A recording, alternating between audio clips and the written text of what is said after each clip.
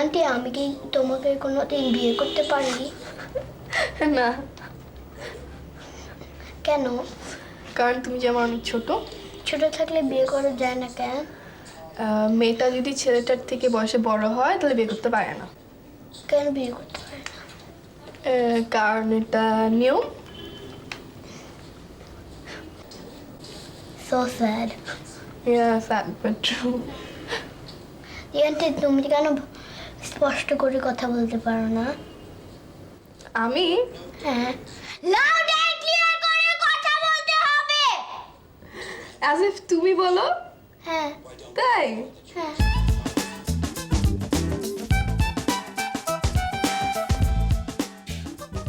আমাকে গান গেতে হয়, গেতে হয়, গেতে হয়, গেতে হয়, গেতে হয়, গেতে হয়। আমাকে গান গাইতে হয়, আবার আমাকে গান গাইতে হয়, আবার আমাকে গান গাইতে হয়, বুঝছস? বুঝেছিস? যেখানেই যাই বুঝেছিস, আমাকে গান গাইতে হয়। আচ্ছা ওদের ঠিক ছিল বড়দা সত্যি ঠিক ছিল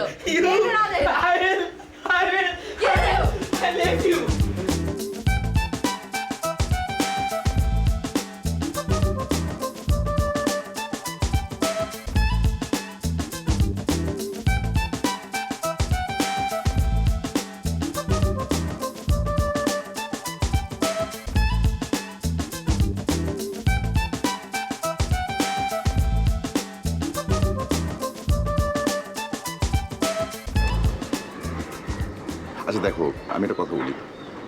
দেখো, আমি কিন্তু পাত্র হিসেবে খুব একটা খারাপ না। কিছুটা সূচনাগ্রস্ততা ছিল, এখন কিন্তু একেবারেই নেই। ওই খুব খাট কিন্তু এখন একেবারেই করি না। তাছাড়া আমার ইনকাম কিন্তু খারাপ না। আচ্ছা, একটা কাজ করবো, আমি নিজে তোমাদের বাসায় গিয়ে বিয়ের প্রস্তাব দিই। তাই সিরিয়াসলি বলছো? বলবো? শিওর? তাহলে তুমি বলতে বলছো? আচ্ছা ঠিক আছে। হাসছো কেন? আরে হাসছো কেন? আশ্চর্য।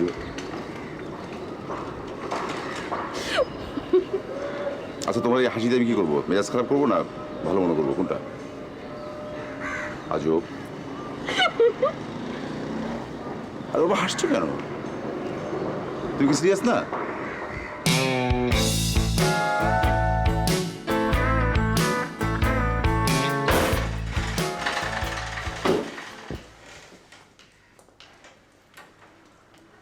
কি হয়েছে তাড়াতাড়ি চলে আসছো যে?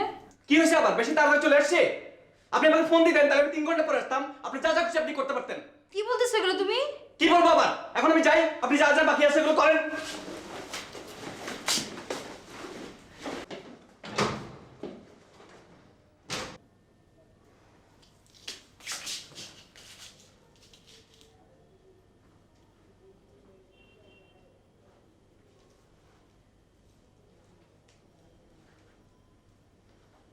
আই বেটা তোর এখানে কি আসতে বলছে কেন ভাই দেবী? ভাগে দিগা যাও এখানে। কি আশ্চর্য বুঝলাম না আমি এখানে।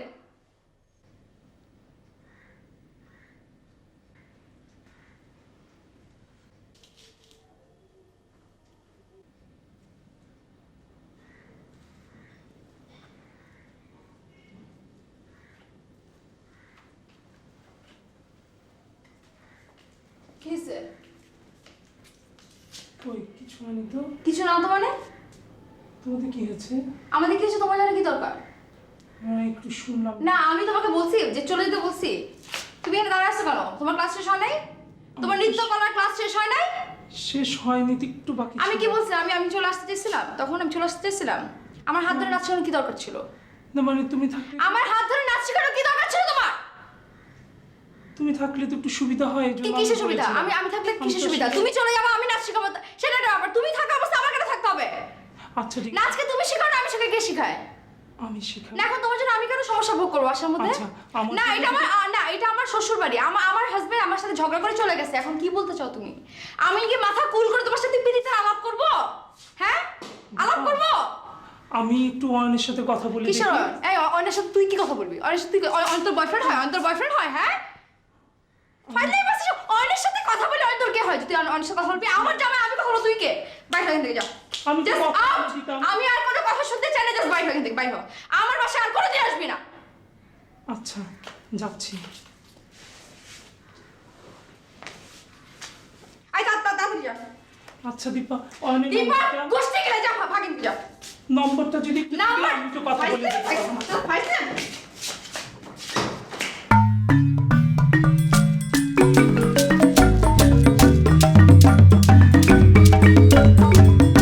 আমি মেরে খেয়েছি তাই করছেন আপনি বিয়ে করছেন আপনার এই দরকার আপনার ওই দরকার আপনি এটা করছেন আপনি সেটা করছেন আপনি ব্যবসা করতেছেন কার টাকা করতেছেন এসব আপনার টাকা আমার টাকা নাই আপনার টাকাই করছি সব সব আপনার টাকা আমার টাকা ওটা আপনি দেখো একটা থাপ্পড় হবে না একটা থাপ্পড় দেবেন আমি ওটা না শুরু করব শোনো দাও আরে ওই আরে কি হচ্ছে দাও এই দাঁড়া দেখো একটা থাপ্পড় দিবে না আরে কি হচ্ছে আরে একটা থাপ্পড় দিবে না এই গাত বেরো ওকে ওকে বলা আমাকে এসে রাস্তা পড়ে ধরে বেরো তুই এই সই তুই কি পাগল হলি নাকি আরে কি কি হলি আরে আশ্চর্য ব্যাপার তো কি যা আরে আশ্চর্য তো এই দাঁড়া তুই যা যাবি তো যা আশ্চর্য তো কি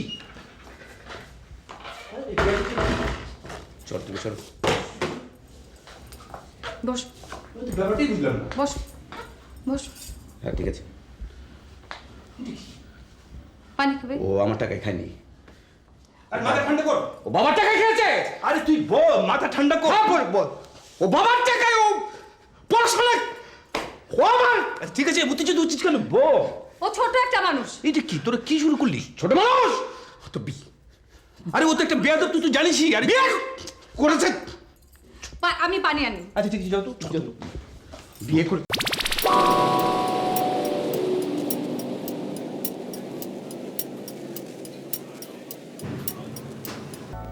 তুই চাকরি করছিস আমার তো অনেক খুশি লাগছে রে অনেক এই ছোট্ট ছিলি তুই বড় হলি চোখের সামনে হ্যাঁ কি দুশ্চিন্তা করতাম তোকে নিয়ে এই যে তুই অসুস্থ থাকতি মনে নাই তুই জানালা দিয়ে তোর বন্ধুদের খেলা দেখতি আর তাকিয়ে থাকতি সে তুই আজ কত বড় হলি আমার তো খুবই খুশি লাগছে রে আমি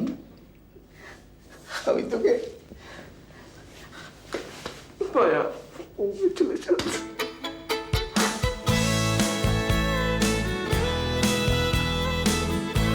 আমি তোমার সাথে জীবন নিয়েও কথা বলবো না, জীবন নিয়েও না।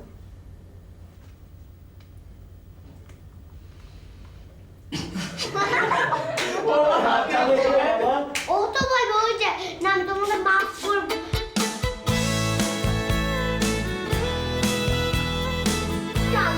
এভাবে বসবেন তারপর আল্লাহ দিশা এভাবে আর কতদিন অ্যাকশন। দিশা অনেক তো হইলো আর কত এইবার তুমি একটা ডিসিশন নাও কি কি ব্যাপার ছোটদা ওসব তোমার সাথে কথা বলতে এসছি হ্যাঁ তোমার সাথে কথা বলতে আসছি বিয়ের ব্যাপারে কিসের না মানে বলো না তুমি আমি দিশাকে বিয়ে করতে চাচ্ছিলাম হ্যাঁ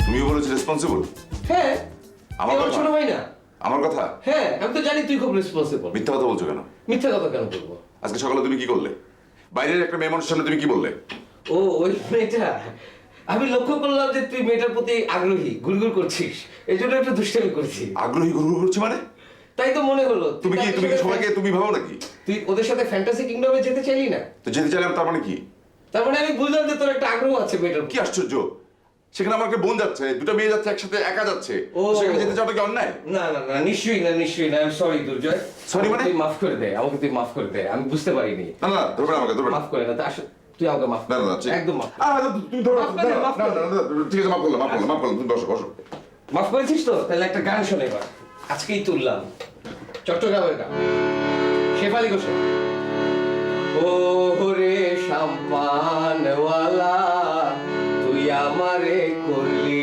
দিওয়ানা তুই আমারে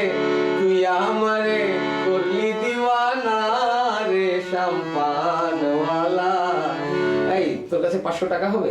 দে না, একটু সংকটে আছি।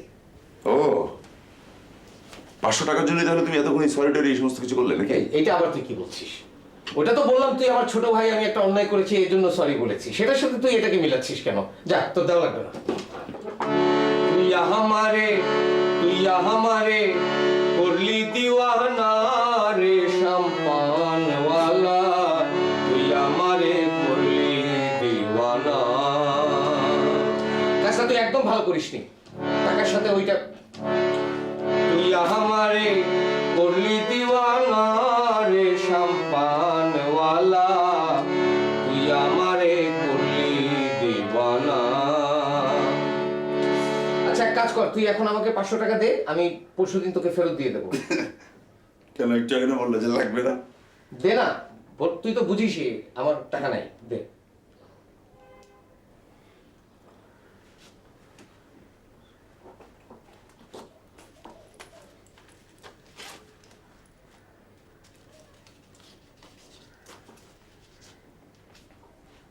মাথাটা একটু ঠিক করো। বাহার মারি যার গইরে সাম্পান, কিবা ভাটি কিবা উজান, ঝড় তুফানে পরোয়া করে না রে সাম্পানওয়ালা, তুই আমারে করলি দিওয়ানা, তুই আমারে করলি দিওয়ানা রে।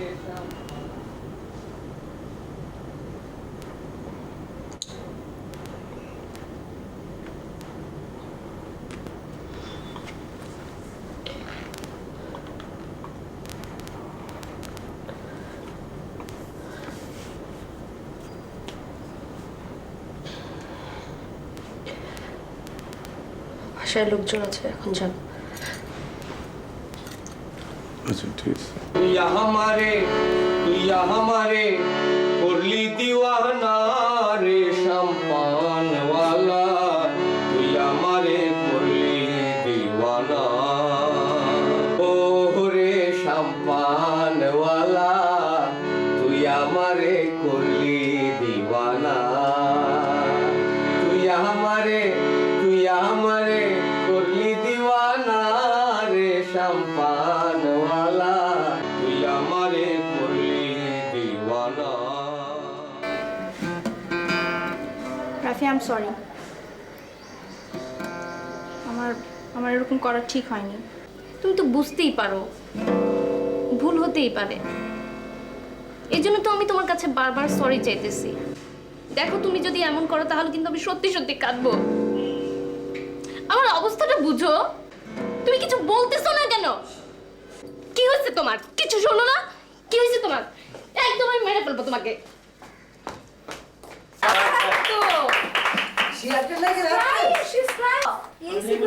সত্যি ঘটনা নাকি?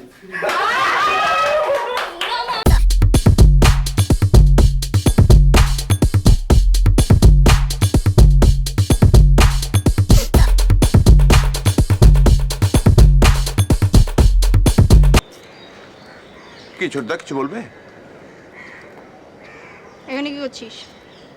হ্যাঁ কি করছো মানে কি? এমনি দাঁড়িয়ে আছি। কেন এমনি দাঁড়িয়ে আছিস মানে?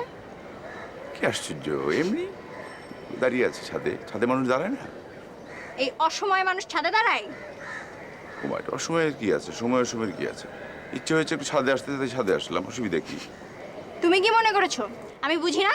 ওই নিস্তালার ওই যে কি ওই বাজে ছেলেটার জন্য তুমি উপরে ছাদে আসো বারবার? শোনো ছোটদা, তুমি না জেনে শুনে সবসময় কিন্তু কথা বলবে না। আমি না জেনে শুনে কথা বলি? তা- আমি না জেনে শুনে কথা বলি? তাহলে আমি কি এখন করেছি? তুমি আমাকে শিখাবে? আমি তোমার বড় ভাই। বড় হয়েছে তো কি হয়েছে? আমি কি অন্য কিছু করেছি? কি আশ্চর্য। না, তুমি অন্যায় কিছুই করনি। আচ্ছা হয়েছে, ব্যাস। এখন আমি কি করবো? থাকবো না চলে যাও। যাবো? কি বলছো? নিচে যাও, নিচে যাও।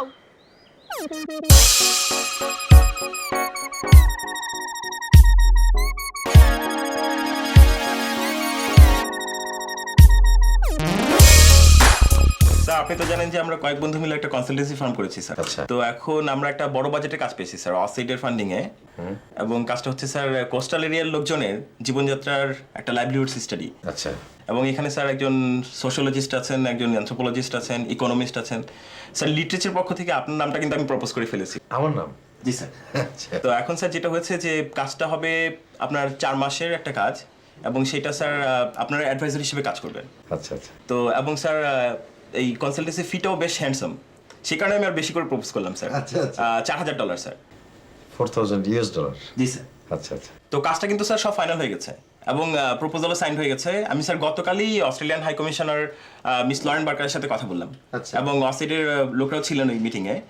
এখন স্যার আমি যেটা করব, আগামী সপ্তাহের কোনো এক সময় এসে স্যার আপনার কাছ থেকে সাইন নিয়ে যাবো। আপনার যে এগ্রিমেন্টটা আছে স্যার, সেটার সিগনেচারটা আমি নিয়ে যাবো। আচ্ছা আচ্ছা আচ্ছা।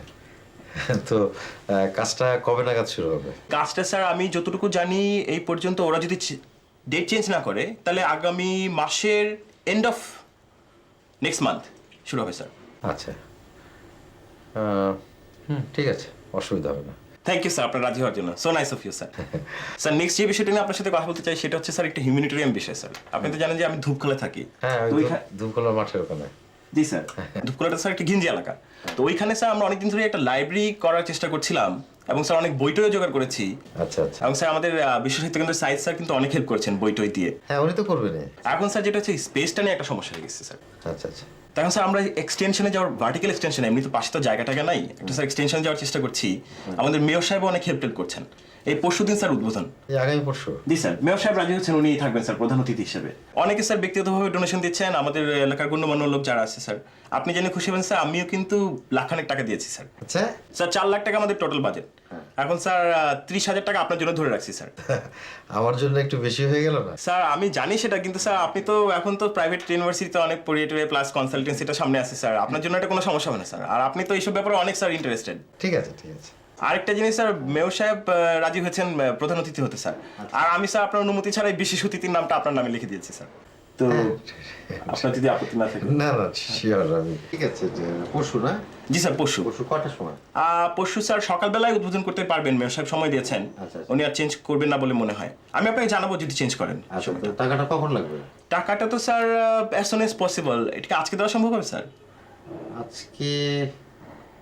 আজকেই লাগবে? কালকে? না, আমি তাহলে এক কাজ করি, আমি তাহলে একটা ছেলেকে পাঠিয়ে দেই আগামীকাল, আপনার রুম নাম্বার লিখে আপনার নামে স্যার পাঠিয়ে দেই, আর আমার কার্ডটা দিয়ে দিব স্যার। আপনি তাহলে কার্ডটা দেখলে ছেলেটাকে আপনি চেক কিংবা ক্যাশ যদি দিতে চান স্যার, আমি বরং ছেলেটাকে এখনই বলে দিই স্যার, কালকে যাতে টাকাটা সে কালেক্ট করে নিয়ে যায়। ঠিক আছে ঠিক আছে।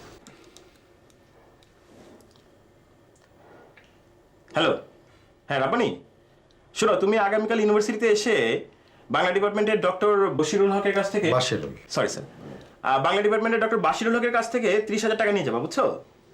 আর শোনো, কার্ডে ওই তুমি স্যারের বিশেষ অতিথির নামটা, স্যারের নামটা দিবা। হ্যাঁ, আমি এসে তোমাকে নাম বানানটা দেখা দিয়ে যাবো, ঠিক আছে? আরে ভাই, এটা তো আমি ডোনেশন নিতেছি, এখন বললে তো আর এখন সম্ভব না, তাই না? এখন বললে কি এখন সম্ভব নাকি স্যার? এটা সম্ভব নাকি? খুব ইমার্জেন্সি হলে নাহলে চেক দিয়ে দিই, ব্যাংক করা এখনো আছে। আচ্ছা ঠিক আছে, তুমি তাহলে তোমার কালকে আসতে হবে, আমি স্যারের সাথে ম্যানেজ করতেছি। হ্যাঁ, আমি চেক নিয়ে আসতেছি, ঠিক আছে? আচ্ছা, তাহলে তোমাকে আমি একটা বেয়ারা চেক দিয়ে দিই। So nice of you. ঠিক আছে, হ্যাঁ। সে আজকে তো ভাঙানো যাবে না? হ্যাঁ, আজকে।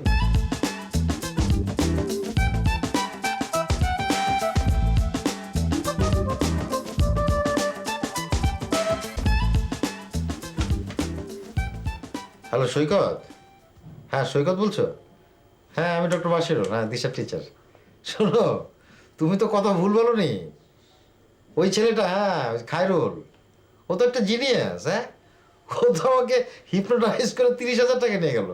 হ্যাঁ, আর বলো না, তোমরা তো তবুও মনে করো যে টাকাটা ফেরত পাবে, আমি আর তো ফেরত পাওয়ার কোনো সম্ভাবনা নেই। হ্যাঁ, এটা তো ডোনেশন হিসেবে।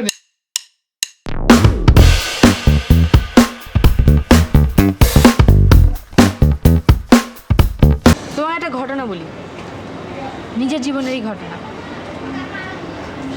একটা ছেলের সাথে আমার প্রায় 3 বছর প্রেম ছিল। আমি যখন ইন্টার্নি করি তখন একদিন খবর পেলাম ছেলেটা বিয়ে করে ফেলছে। কাকেই বিয়ে করলো?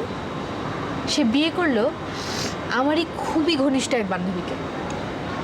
স্বাভাবিকভাবে আমার প্রচণ্ড মন খারাপ হলো, সাংঘাতিক কান্ডাকাটি, 3-4 দিন এক নাগারে কেন্দ্রে প্রায় মানে নিজেই হসপিটালাইজ হয়ে যাওয়ার অবস্থা। 5 দিনের দিন, খুব সম্ভবত 5 দিনের দিনই আয়নার সামনে দাঁড়ায় হঠাৎ আমি চিন্তা করলাম, এই যে আমি এত কান্নাকাটি করতেছি, শরীর খারাপ করে ফেলতেছি, তাতে ওই ছেলের কি গেল আসলো? কিছু তো হচ্ছে না, সে তো মহা আনন্দে নতুন বউ নিয়ে ঘুরে বেড়াচ্ছে। তার মানে ক্ষতিটা কার হচ্ছে? আমার হচ্ছে। জীবনের একটা একটা দিন কার চলে যাচ্ছে? আমার যাচ্ছে। এই দিনগুলো তো আর কোনোদিন ফেরত আসবে না। আসবে? ক্ষতিটা কার? ক্ষতিটা শুধু আমার। নিজের বোকামের কথা চিন্তা করে আমার হো হো হো হো করে হাসি পেল। ধরো 5 মিনিট এক টানা হাসলাম, হেসে ঠিক ওইখানে সমস্ত দুঃখ ঝেড়ে ফেলে তার পরের মিনিট থেকে নতুন করে আবার চলা শুরু করলাম। একটা কোনো ঘটনায় তো জীবন আটকে গেলে চলবে না দিঠি। তুমি ডাক্তার না, আমাকে বন্ধু মনে করো। বন্ধু মনে করে আমাকে বলো ওই দিন আসলে কি ঘটনাটা ঘটলো, কি কারণে তুমি আজকে এইরকম মন খারাপ করতেছো, এরকম পাগলের মতো ব্যবহার করতেছো। কারণ আমার কিন্তু মনে হয় না যে তোমার, হ্যাঁ তুমি আপসেট, কিন্তু তুমি পাগল এটা কিন্তু আমার মনে হয় না। বলো, আমাকে বলো শোনা, বলো।